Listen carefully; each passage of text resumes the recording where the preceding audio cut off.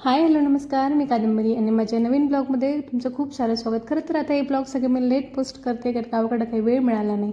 पण गावाकडे जायचा अचानक प्लॅन ठरला आणि बडोद्याच्या ह्या गरमीमधून की नाही गावाकडं असा एक छान पाऊस पडला होता आणि खूप छान थंड वातावरण झालं होतं आणि दाराच्या समोरची जास्वंदी गणती इतकी छान फुलून आली होती. आता सासूबाई घरी नव्हत्या, सो माझ्याकडं गेल्या गेल्याच घास कापायची ड्युटी लागली. आता ह्या मुंगळ्यांकडे बघून की नाही असं वाटलं खरंच आपण किती गुंतागुंतीचं जीवन जगतोय ना. उद्याची चिंता उद्यावर सोडून द्यायची, आजचा दिवस छान असा जगून घ्यायचा आपल्या माणसांसोबत आणि मस्त बिनधास्त जीवन जगायचं. आपल्या माणसांपासून आपण किती दूर राहतोय ना असं मनाला वाटून गेलं गावाकडं आल्यानंतर.